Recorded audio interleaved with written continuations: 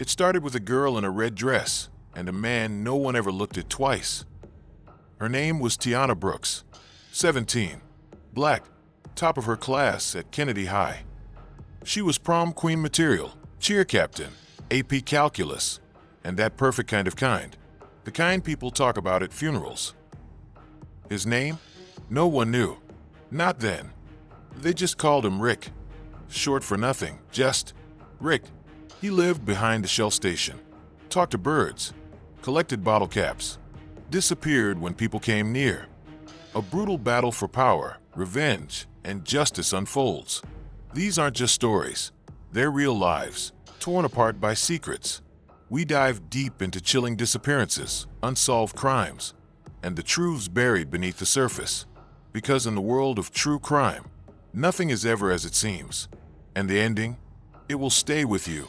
Subscribe, share, and join us as we unravel every hidden clue. Tiana met him in February. She said he reminded her of her grandfather. That was before the flyers, before the cameras, before the fire. You hear what she's doing? She's bringing a bum to prom. For clout? Or is she on meds? Tiana had her reasons. She said no one deserved to be forgotten. Said Rick had once been a teacher, a musician. Said he had a daughter once. That he played piano in churches up and down the South until the wrong war, the wrong pills, and the wrong arrest. She listened to his stories, brought him socks, a sandwich every Friday. Then, out of nowhere, she asked him to prom. Everyone thought it was a joke, until the photo dropped. Tiana, in a wine-red gown. Rick, in a borrowed suit from the Goodwill, hair combed back, his beard trimmed, and a yellow boutonniere shaking on his lapel. Her hand on his arm, his eyes wet. The caption, "No one left behind." They went viral overnight. 700K shares on TikTok, CNN knocking, Ellen producers DMing, Teen Angel of Georgia, Black excellence and kindness, prom with purpose. Then someone recognized him. Not from the church, not from a classroom, but from a crime scene. Rick wasn't just homeless, he was wanted. Richard Elijah Grant, arrested in North Carolina for arson and suspected manslaughter, released in 2003, disappeared in 2006. He was the only suspect in a house fire that killed his ex-wife and daughter. Comments turned cold. How could she? Did she know? She put the whole school in danger. But here's the twist, she did know. Tiana didn't just meet Rick behind the gas station. She was looking for him. Because she'd seen his face before, in a photo, tucked in her grandmother's Bible. Rick Grant was her grandfather. Her mother never talked about him. Only said he'd left a trail of ruin. Left his family to grieve someone who wasn't even buried. But Tiana wanted answers. She wanted to believe he was better than the headlines. That people could be more than the worst thing they ever did. What the town didn't know was that Tiana had spent months recording him, talking to him, gathering memories, stories, facts that didn't add up. Because Rick had an alibi. He was in jail the night his house burned. But someone paid for that report to vanish, and someone else kept the fire report sealed. If I post this, I'll lose everything. But I can't unknow what I know. My mom's been lying. Zulmabud elite. Maybe everyone did. 2 weeks after prom, Rick was taken in again. This time for failure to appear in court from 2004. Only, no court ever scheduled him. That night, Tiana disappeared. Her phone pinged once, near an abandoned motel outside Macon. Last message sent. He was right. No one's seen her since. The last time anyone saw Tiana Brooks, she was wearing that same red prom dress. Her phone pinged one final time, 3 hours after Rick Grant was taken into custody. Location: a boarded-up motel on Highway 9. The kind people pass without looking twice. The news tried to spin it. Underscore, runaway teen. Emotional breakdown. But those who knew her, they didn't buy it. Tiana didn't run. She was chasing truth, and she got too close. She'd been digging into her grandfather's arrest for 6 months. found sealed court transcripts, conflicting fire reports, dates that didn't match. And something even darker, Rick had named names. Back then, he'd told police he didn't start the fire. Said his ex-wife owed money. Said someone wanted silence, and used fire to get it. But none of that made it to court. Instead, the DA called him unstable. Case closed. When Tiana emailed the DA's office for a comment, they blocked her school account. When she called the sheriff's department, they told her to stop playing journalist. Then someone broke into her house. Nothing was stolen, except her laptop. Her mom said it was a coincidence. Tiana didn't believe in those. No blood, no signs of a struggle. Just her notebook on the floor, open to a single name. Judge Leonard McAllister. Who is Judge McAllister? A name from Rick's past. Promoted. Retired in 2012. Untouched. Turns out, he was the one who denied Rick a retrial in 2004. Turns out, his cousin owned the land Rick's ex-wife refused to sell. Turns out that land is now a golf resort. Rick lost his family. McAllister's family gained 30 acres. She'd written, "This whole town knew." And underneath that, they're still watching him. When asked where Tiana went, Rick wouldn't speak. Wouldn't eat. Wouldn't sleep. Only said one thing. They took her like they took them. 1 week later, Rick was found dead in his cell. Heart failure, they said. But the guards reported no signs of illness. No medication. No warning. Kennedy High canceled from the next year. The DA resigned without warning. Judge McAllister died in a boating accident. Alone. No foul play reported. Tiana Brooks never came home. But then 2 months later, a video appeared on a burner TikTok. It was 11 seconds long. A hand, a flash of red, a whisper. He didn't start the fire. FBI enters the case.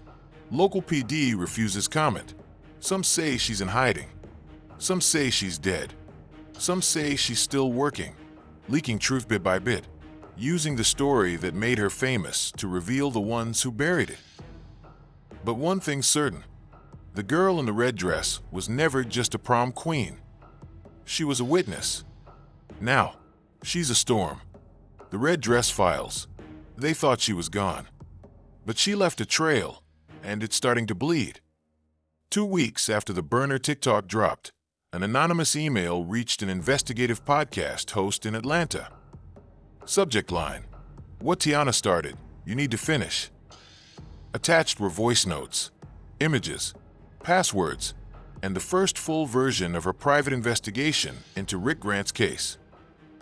If you're hearing this, it means I got too close, but it also means someone is still listening. Start with the golf resort. That's where they buried everything. Tiana traced ownership of the land Rick's family died on. It passed through 4 hands, all linked to Judge McAllister's cousins, business partners, and, shockingly, the current mayor's re-election fund. Her files show zoning violations, secret trusts, and offshore wire transfers, totaling over $12 million.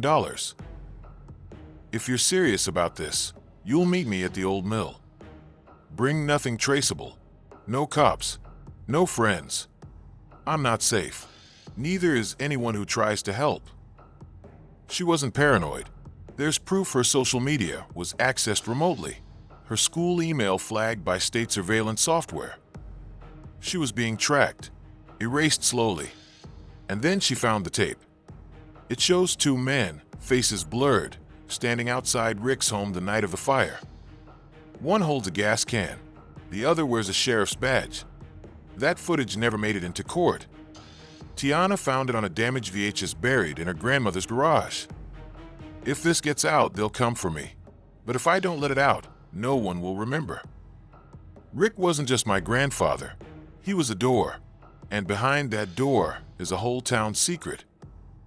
As we speak, journalists are combing through the rest of Tiana's files. There are 6 folders left, each one named after a street in her hometown. And get this, each of those streets matches the addresses of people who testified against Rick. 2 of them have since died, one from suicide. the other in a house fire. The remaining 4? They've gone silent. Now, back to the burner TikTok account. Another upload appears. Caption: Red Dress Files February 7th, stay ready. Video shows a flash of an old courthouse. A red dress fluttering on a clothesline. A voice says only one word. Remember, Tiana Brooks may be missing, but she's not gone. She's still speaking. Through every file, every flicker, every name they tried to erase. And if we keep following this trail, we might just find her. The grand jury that never was. Rick Grant was convicted of triple homicide in under 4 hours. But what if we told you there never was a real jury? That phrase appeared in Rick's court record from 1997. But when Tiana filed a Freedom of Information request, she received an unusual reply. No records available for public release. So she did what no one else had. She went to the archive herself. Inside, a single page. Jury roster blank. No signatures. No badge numbers. Just a stamp from the judge who sentenced Rick, Judge Harold McAllister. That stamp was discontinued in 1995. I think the jury was fabricated or coerced. Either way, Rick never stood a chance. Tiana interviewing former court clerk anonymously. Voice disguised. I remember the case. What they did to Rick was evil. Judge told us, don't worry about the jury list. Handle it upstairs. We knew what that meant. They picked people they could control. Tiana traced one juror using a redacted form. She found a man, Michael Boone, who was listed as part of the jury pool. Only, Michael Boone died in 1993. That's 4 years before Rick's trial. They used a dead man's name to convict the wrong man.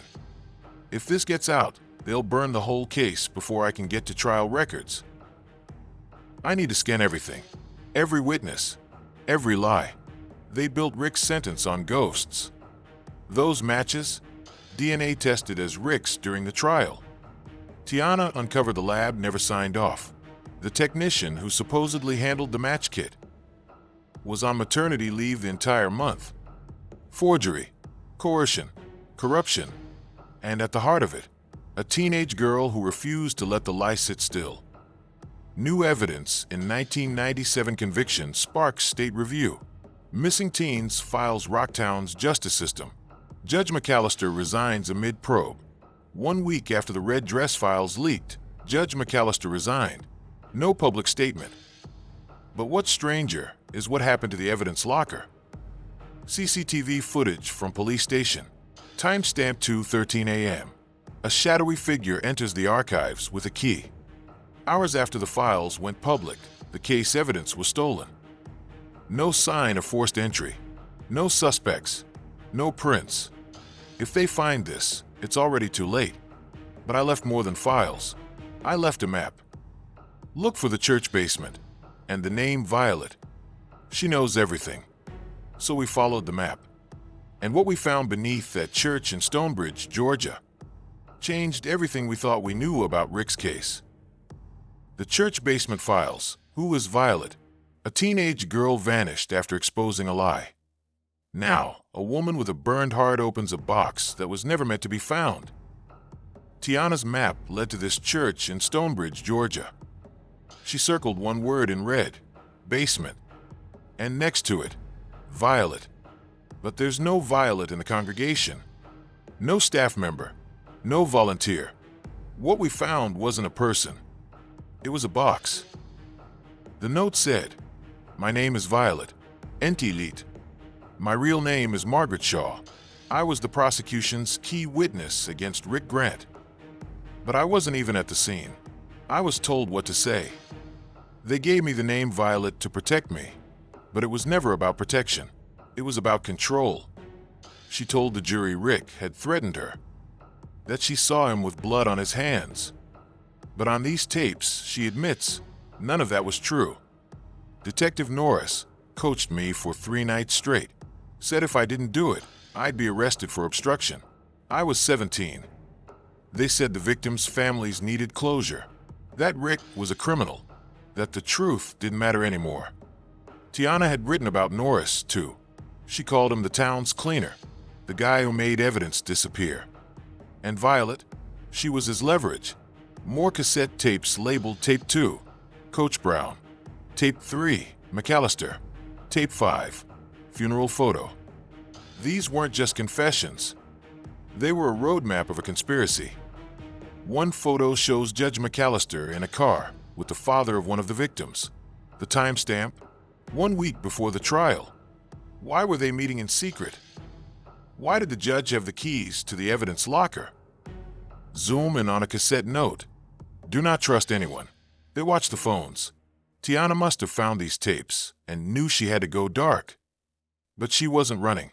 She was preparing. The final tape was labeled, "For Rick, if you're hearing this, I didn't make it to trial, but you have to know you mattered. You were never invisible to me. They broke the law to bury you. I broke the silence to dig you back out." Rick in prison, head bowed, listening to the audio on a prison phone. He begins to cry. It's the first time Rick heard the tapes. And the first time someone ever told him they believed him. But the story doesn't end here. Violet is ready to testify, but someone else has already started silencing witnesses again. One witness down, who's killing the truth. Truth lives in fear. And when fear catches fire, someone always gets burned. Early this morning, fire crews responded to a blaze on the east side of Stonebridge. The residence belonged to Margaret Shaw, also known as Violet. Close up on a charred metal lockbox in the ruins. Melted. Empty. The tapes are gone. Tiana's laptop screen. She's rewatching the cassette rips she uploaded to a hidden drive. The file name's Flickr. Violet_T1.wave. Coach_coverup.mp3. She made backups. But now someone knew she had them. And someone knew where to find Violet. Interview with Fire Marshal Connor Banks. The blaze wasn't accidental. Accelerants were used. No sign of forced entry. This was targeted. And here's the twist. Photo revealed a small burn mark on a basement wall. Inside it, scratched into the concrete, 2 initials, an M. Detective Marcus Norris, the cleaner. He was declared dead in 2017. But if he's dead, who's signing police memos with his name? Tiana scrolls through digital documents. One form, filed just a week before the fire, approves a witness protection transfer for Violet. Signed, LT Norris M. But there's no record of Norris being reinstated. So who's using his name? Rick on a prison phone. His voice steady, measured. That fire? That's how they warn you. They don't need to kill you. They erase your safety. Violet tried to do right. Now she's gone. That means they're scared. Cue a cryptic email Tiana receives from a burner address. You're next. Stop digging. Subject line. The coach isn't retired. He's waiting. The next lead takes us to someone Tiana hadn't spoken to yet. The man who Violet named on tape 2. Coach Terrence Brown. A dusty high school gym. Basketballs bounce in the background. An old man stares from behind the bleachers. Coach Brown hadn't spoken to press in 10 years. But he agreed to meet Tiana. One condition, no camera. I told them what they wanted. I said Rick was troubled, that he had violent tendencies. But that kid never so much as raised his voice in my gym. They needed a scapegoat, and I needed a job. But what I didn't know, his voice cracks, is that they paid me with silence. I never knew about the others. There were other names on the list. 2 girls, a janitor, and 1 boy. They all try to speak up before trial. All gone. Tiana whispers, "You're saying they were killed." Coach Brown silent. Then, "I'm saying I haven't seen them since." Puzzle piece, and then another disappearance. Tiana's apartment. Camera shakes as a knock is heard at the door. She doesn't answer. Peeks through the peephole. No one's there, but a single VHS tape sits on her welcome mat. Label. Part of the deal. She slides it into a player. Static. Then an image appears, a courtroom hallway. 1994. A man in a police uniform takes a check from a suited man. A judge's seal is stamped on the wall. A teenage girl watches from a corner. Tiana gasps. That's Violet, and that's Judge McAllister. This is proof. Stop while you can, Tiana, or you'll end up like your mother. Wait, her mother? What does that mean? Her mom died when she was 6. It was ruled an accident. Police scarlight the mother file. This was never just about prom. Flashback, Tiana, age 6, standing outside a burning apartment. Firefighters yell. A sheet is pulled over a stretcher. They told me my mother died in a gas explosion. Accidental. Case closed. But what if it wasn't? Back to present. Tiana replays the VHS tape. One line echoes. Stop while you can, Tiana, or you'll end up like your mother. Tiana's breath catches. For the first time, this isn't just a case. It's her life, her legacy. Tiana in the archives department at City Hall. Dust, old manila folders. A single name found in the margins of a 1997 housing complaint. Lydia Owens, her mother, filed a complaint about illegal surveillance in her building. The landlord she reported? Camera pans to document. Name, Richard McAllister. Same name as the judge who sentenced Rick. Wait, what? The judge was a landlord. She cross-references documents. Turns out, before he became Judge McAllister, he ran a property group called Southbridge Holdings. It owned 10 low-income buildings, most of them in black neighborhoods, including mine. Tiana interviews Darnell, an old neighbor who used to babysit her. Lydia, man, your mom wasn't quiet. She was writing letters, to papers, to city council, even the police. Then one night, boom. That was it. They said it was a leak, but she didn't even cook with gas. Tiana's hands shake as she scrolls through her mom's last known email activity. Last message sent to Violet. Subject line, I know what they did to the boy. The boy. Rick, this isn't a coincidence. Tiana overlays a timeline. 1994, Rick arrested. Violet testifies. 1997, Tiana's mom dies. 1999, Judge McAllister elected. 2001, Coach Brown is promoted. 2006, Violet disappears. Now, everyone starts dying again. She circles 1 year, 1994. It's the year everything began, and everything covered up. Tiana goes to Rick's old case file, re-examines the transcript, notices something odd. The defense attorney mentioned a key witness never showed up, a teenage girl who vanished. They said she ran away. She finds an old news clipping. Missing person. Name Yvonne Harris. Age 16. Went to the same high school as Rick. What if she never ran away? What if she's the link between my mother and Violet? Back at her apartment. Nighttime. Thunder rolls. There's a knock. She checks her peephole. No one. She opens the door slowly. A small envelope is on the floor. Inside, a Polaroid photo. A group of teens, Rick, Violet, Yvonne, and one more girl, standing outside the gym in 1994. Wait, my mom. On the back, scrawled in pen. Find Yvonne. She's not dead. She's in New Orleans. Go now. Buried in the bayou, the girl who knew too much. Greyhound bus slicing through a storm. Neon lights blur through rain. Tiana stares out the window, clutching the Polaroid. Yvonne Harris. Vanished in 1994. But someone wanted me to believe she was still alive. New Orleans felt heavy, like the city already knew why I was coming. Tiana walks through the 9th Ward. Water lines still stain old houses. Locals stare as she flashes the Polaroid. Excuse me, have you seen this woman? She'd be older now. Maybe goes by a different name.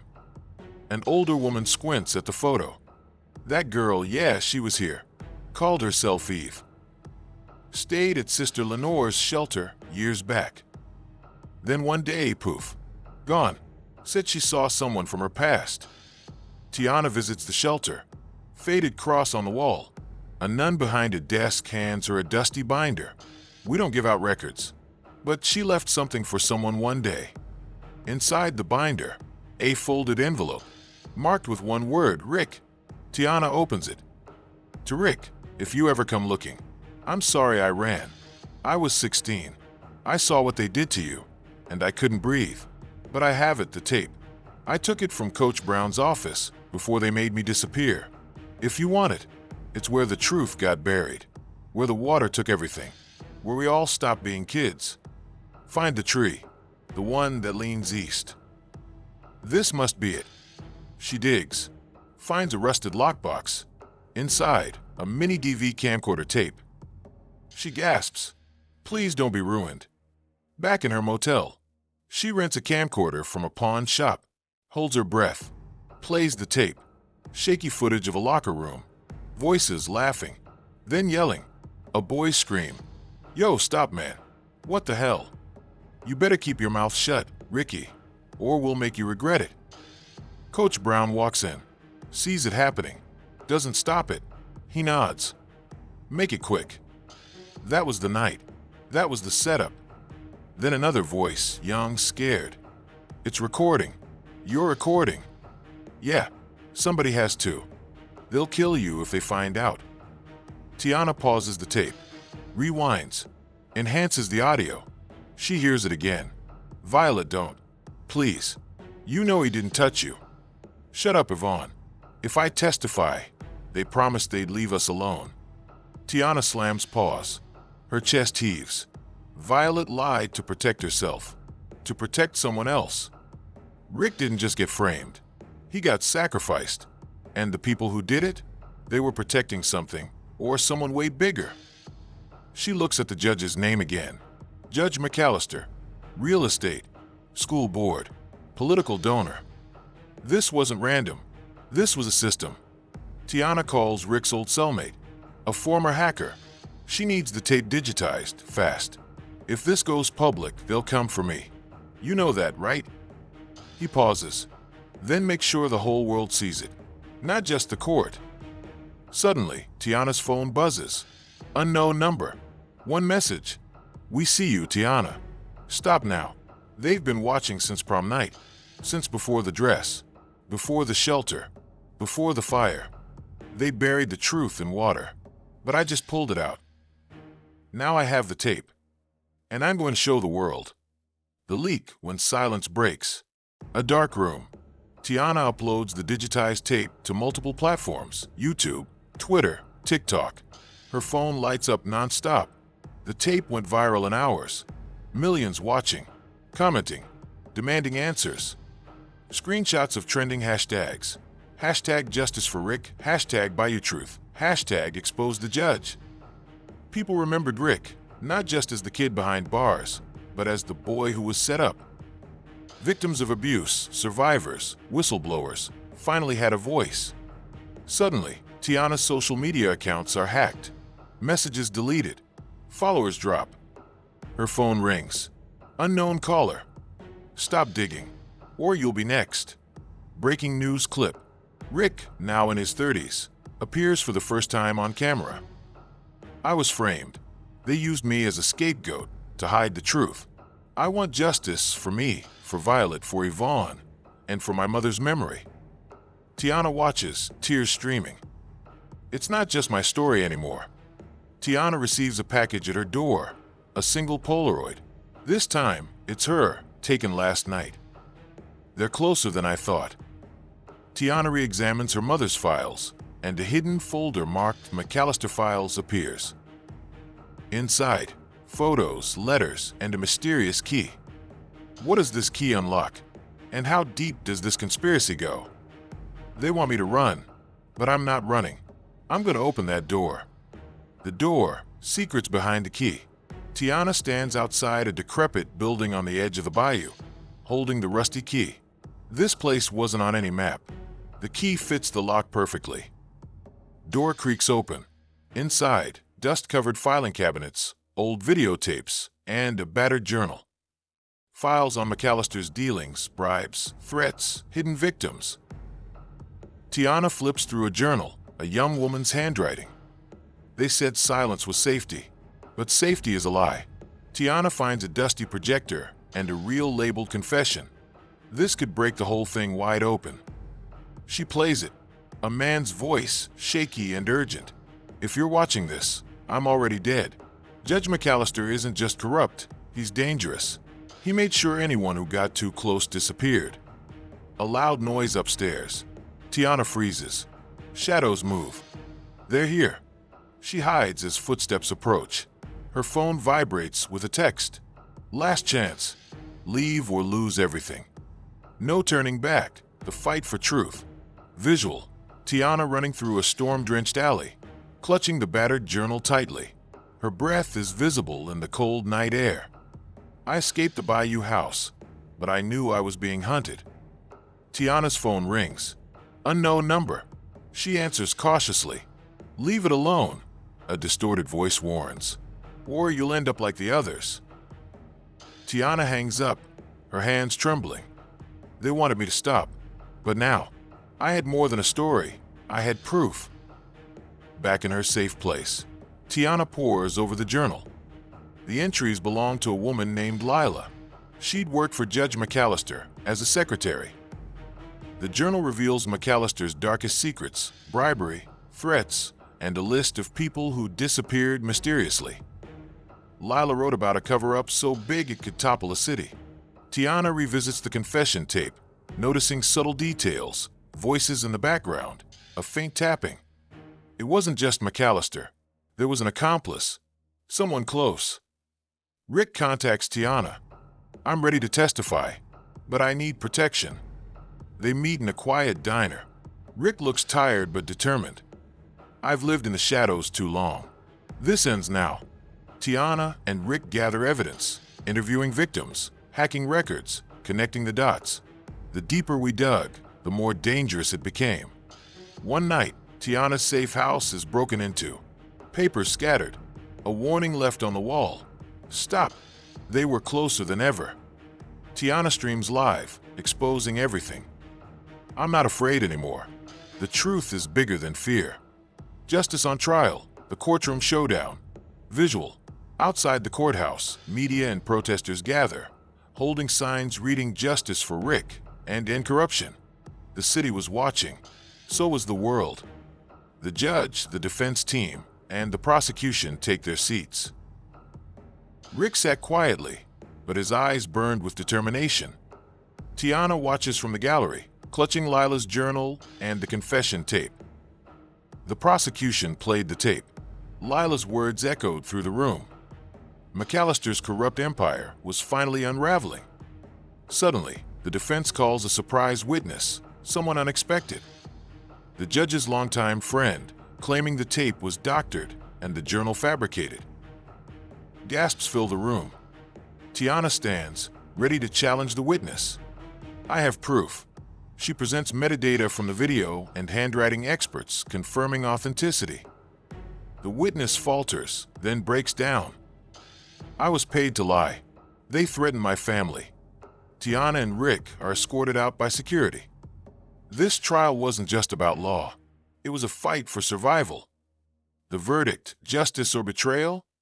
After months of fighting, the courtroom fell silent, waiting for the truth to be heard. The judge enters the courtroom. Everyone stands, anticipation thick in the air. This was the moment that could change everything. The judge reads aloud, voice steady but heavy. After careful consideration of the evidence, testimony, and the facts presented, Tiana's eyes wide, Rick clenches his fists. The court finds Judge McAllister guilty on multiple counts of corruption, coercion, and obstruction of justice. Gasps and cheers erupt. However, due to lack of evidence, charges related to the disappearance of several individuals remain inconclusive. Outside the courthouse, protests ignite, some celebrating, others demanding more. The fight wasn't over. Tiana looks at the battered journal and the key.